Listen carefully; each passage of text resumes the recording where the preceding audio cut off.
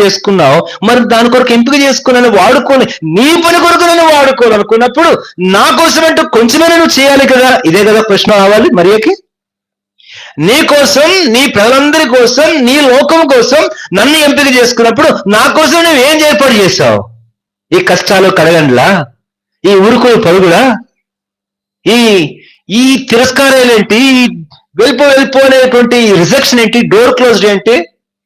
లేదమ్మా, లేదు, స్థలం లేదమ్మా, మామూలు గుండాలకు ఇవ్వడానికే స్థలం లేదు, అలాంటిది మళ్ళీ నువ్వు ఇప్పుడు పురుట్నలుపులు, మళ్ళీ ఇప్పుడు కనడం, ఇదంతా అంటే అంత ఫెసిలిటీ మేము కల్పించలేమమ్మా.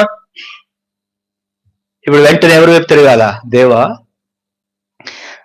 అసలు నా స్థితి ఏంటంటే సర్వలోక రక్షకుని తల్లిని, కానీ బయటకు చూస్తే నా స్థితి ఏంటి? తలదాచుకోవడానికి స్థలము లేని బికారిని. ఇది దేవుని చిత్తమా?